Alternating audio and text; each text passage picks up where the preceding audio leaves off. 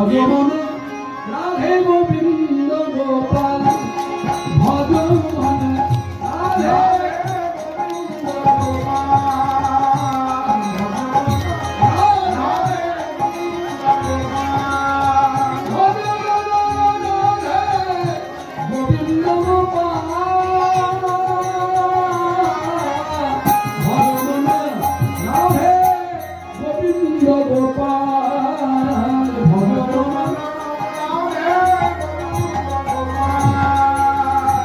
गिरिवरधारी कुंज बिहारी गिरिवरधारी कुंज बिहारी गिरिवरधारी कुंज बिहारी गिरिवरधारी कुंज बिहारी जोजरीवन नंदलाल भगवान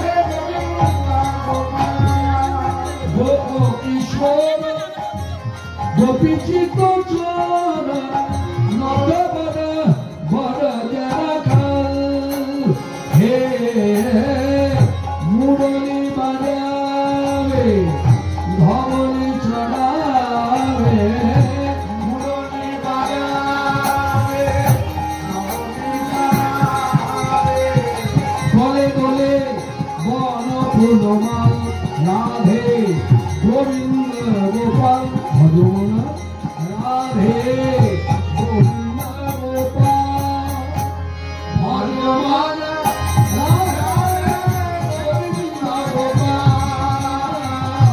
भजमन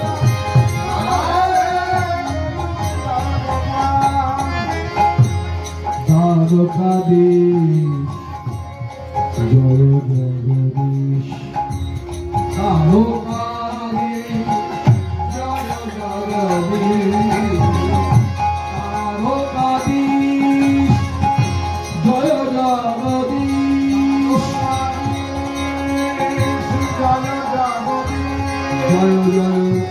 देवकी दुलाल हे भूभर जय संसारी पुष्पित बीना शोभन हे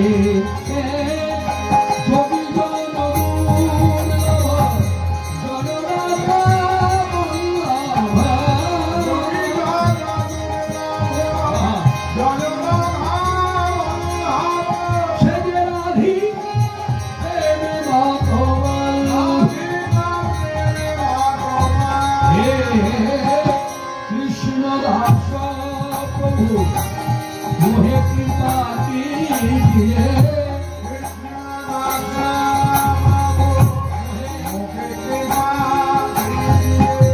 जय दिन भक्त दयाल राधे गोविंद गोपाल भजमन राधे गोविंद गोपाल भजमन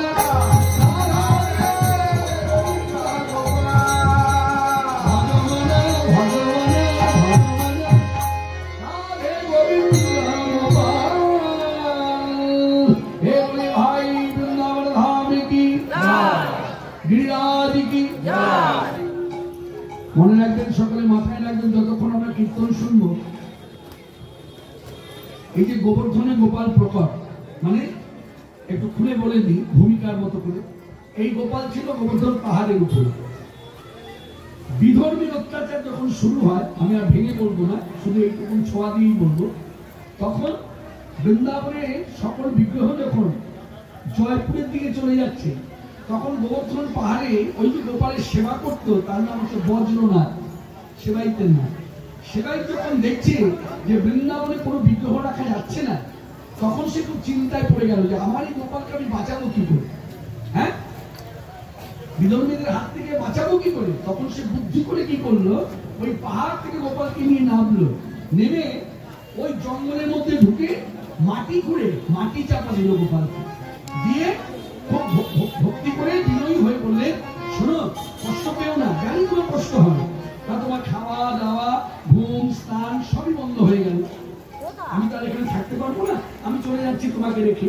তা দেখো, যেদিন আবার দেশে শান্তি ফিরে আসবে, হ্যাঁ, শান্তি ফিরে এলে আমি এসে তোমাকে আবার উদ্ধার করবো, মানে মাটি ঘুরে বার করে আবার গোবর্ধনে চড়াবো, মানে বসাবো। এই যে বলে গেছে, আর আসে দিনের পর দিন, রাতের পর রাত গোপাল পড়ে গেছে ওই জঙ্গলের মধ্যে, অনাহার, জলপানও বন্ধ, খাওয়া দাওয়া বন্ধ, ঘুম নাই, স্নান নাই। কি হতে পারে একটা মানুষ যদি ঘুম স্নান খাওয়া দাওয়া সব বন্ধ থাকে, মানুষ দিয়ে ভাবে তাহলে তার অবস্থাটা কেমন হতে পারে, কতটা কষ্টকর হতে পারে। ঠিক গোপালেরও তাই। কেন এইভাবে বলা হচ্ছে, সবসময় আমাদের একটা মানুষের, বেশিরভাগ মানুষের ধারণা এই বিগ্রহ বলুন, মাটি দিয়ে গড়া হোক, ধাতু দিয়ে গড়া হোক, বা চিত্রপট বলুন, একটা ধারণা, হ্যাঁ, এদের মধ্যে প্রাণ নেই। কিন্তু না, দেখবেন যখন সেবাই তার, হ্যাঁ, যে ঘরে সেবা কার্যে, হ্যাঁ, স্থাপন করে না, নিত্য সেবা করে, সেখানে প্রাণ দান করে, প্রাণ দান করে। প্রাণ দান মানে প্রাণটা এলো, তার মানে এই যে আপনার নিঃশ্বাস প্রশ্বাস করছে তারও বলছে। আপনার যেমন গরমে গরম লাগে, বাতাসের প্রয়োজন, তারও তাই। শীতে যেমন আপনি গরম জামা গায়ে নেন, যার জন্য দেখবেন অনেক মঠ মন্দিরে দেখবেন আমরা এখন যে বিগ্রহ দর্শন করুন গায়ে কিছুই নেই, কিন্তু শীতকালে যদি বিগ্রহ দর্শন করেন দেখতে পাবে গায়ের মধ্যে চাদর জড়িয়ে গেছে। তার মানে অনুভব, তোমারও শীত লাগছে, তোমারও ঠান্ডা লাগছে। তা আজকে এই লীলা গোপাল প্রকট লীলার মধ্যে গোপালের যা যা ঘটনা সব আমরা শুনবো, সব চৈতন্য চরিতামৃতে বর্ণিত আছে। বলেছেন কি ভগবান চৈতন্য, কখন বলে না, ভগবান চৈতন্য তখন সন্ন্যাসী হয়ে মায়ের আদেশ দিয়ে তিনি লীলাচলে যাত্রা করেছেন। এই যে মহাপ্রভু লীলাচলে যাত্রা করেছেন, লীলাচলের ঠাকুর হচ্ছে জগন্নাথ। সেটা হচ্ছে জগন্নাথ একা নয়, জগন্নাথের সঙ্গে ভাই বোন আছে, সঙ্গে বলরাম আছে, সঙ্গে বোন আছে, সুভদ্রা, বলরাম আর জগন্নাথ, এই নিয়ে তিন ঠাকুর। মনে রাখবেন, এতদিন আমাদের ধারণা ছিল এই তিন ঠাকুর হচ্ছে আদিবাসীদের ঠাকুর। ভগবান চৈতন্যের যেদিন নীলাচলে পৌঁছলেন, নীলাচলে পৌঁছলেন এবং নীলাচলে থাকলেন, সেদিন থেকে আমরা জানতে পারলাম যে জগন্নাথ আদিবাসীদের ঠাকুর না, জগন্নাথ হচ্ছে আমাদের ঠাকুর। কেন না, জগন্নাথই কৃষ্ণ, কৃষ্ণই জগন্নাথ। এই যে কৃষ্ণই কি জগন্নাথ, এই যে অনুভব, এই অনুভবটা আমাদের ছিল না। চৈতন্যদেব গিয়ে তিনি প্রচার করলেন যে শুনুন শুনুন জগৎবাসী, এই জগন্নাথ অন্য কেউ না, সাক্ষাৎ ব্রহ্মানন্দ শ্রীকৃষ্ণই জগন্নাথ, জগন্নাথ শ্রীকৃষ্ণ। এই জগন্নাথের একটা গান আছে, এই গানটি তিনি লিখেছেন, তিনি বলেন বিদ্রোহী কবি কাজী নজরুল ইসলাম, তার লেখা গান। জানি না আজকে গানটা শুনে আপনাদের কতটা ভালো লাগবে, কিন্তু গানটা খুব একটা ভালো মাপের গান। কেন এইভাবে বলছি, মাইকের সাউন্ড সিস্টেম ভালো নেই, এটা আপনারা বুঝতেও পারছেন। যতই আমি ভালো করে গাই না কেন, ভালো লাগবে না শুনতে, কারণ আমার নিজেরই গান গিয়ে ভালো লাগবে না। এটা মনে রাখবেন, এটা শিক্ষণীয় কথা। যারা যারা নতুন গান বাজনা করছেন তারা জেনে নিন, নিজের গানে গিয়ে যতক্ষণ সুখ না পাবেন ততক্ষণ অপরকে সুখ দিতে পারবেন না। নিজে গান গিয়ে যতক্ষণ নিজের ভালো না লাগবে ততক্ষণ অপরকে ভালো লাগাতে পারবেন না। তাই আজকে আমি আপনাদের গানটা ভালো লাগতে পারবো কিনা জানি না, ক্ষমা করবেন। এই কথাটা বলছি, কথাটা নিজের কথা নিজের শুনতে আমার ভালো লাগছে না, একটা কেমন ঘ ঘ ঘ ঘ করছে। এই গানটা ধরা মাত্রই বুঝতে পারবে, জগতের নাথ পরপার, গানটা বলে গেল সূক্ষ্ম গান, জগন্নাথের কাছে প্রার্থনা করছে বিদ্রোহী কবি কাজী নজরুল ইসলাম। জগতের নাথ পরপার, পরপার হে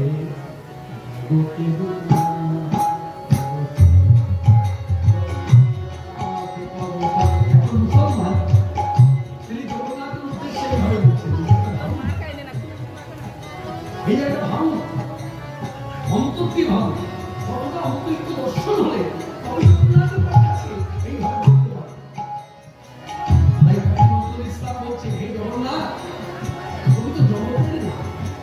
হরি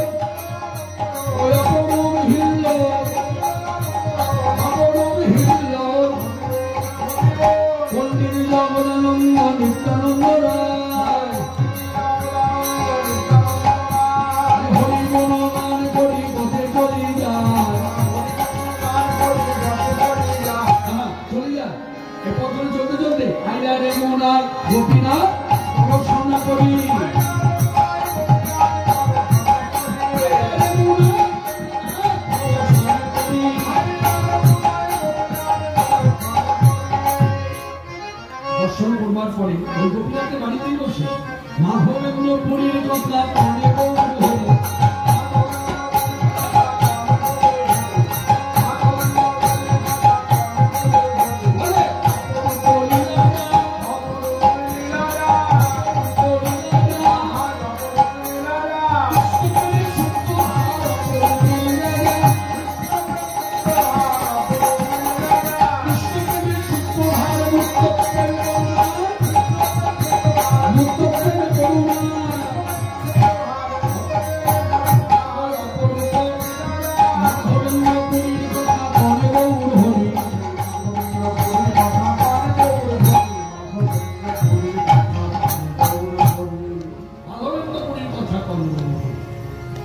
এই গোপীনাথের বাড়িতে বসে চৈতন্যদেব ভক্তদের বলছেন, ভক্তগণ মহাপ্রভু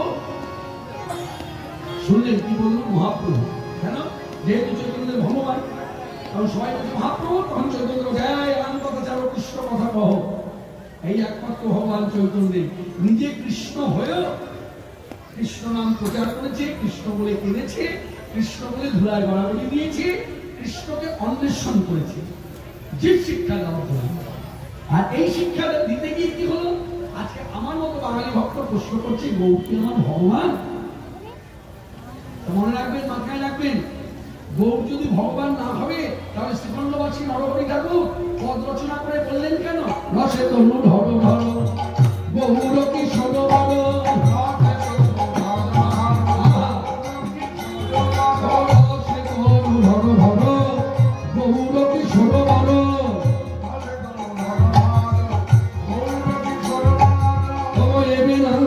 শ্রীকৃষ্ণ চৈতন্য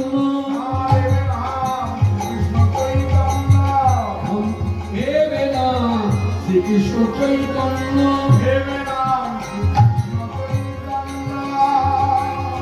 অন্তরেতে শ্যাম আগে তারপরে যুগেতে শ্যাম বলিতে চৈতন্য নাম গর্ববাক্য ভাগবতে লিখি অন্তরেতে শ্যাম তনু বাহিরে গৌরাঙ্গ জনু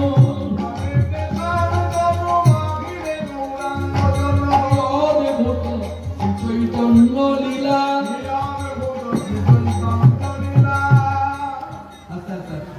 আমি হরিবাসর কর্তৃপক্ষকে বলি, যেখানে হরিসভা হবে, ঠিক আছে, এটা হলো মাধুর্যের লীলা, এখানে মহাভারতের কথা বলা হয় না। মহাভারতের কথা হলো যুদ্ধের কথা, আরো কত রকম শিক্ষামূলক কথা, ঠিক আছে। এইদিকে যেখানে লীলা কীর্তন হবে, ভাগবত পাঠ হবে, পশ্চাৎ ছবিটা টাঙাবেন, ওটা যুদ্ধক্ষেত্রে ছবি টানাবেন না, তাহলে যুদ্ধ বেঁধেই থাকবে।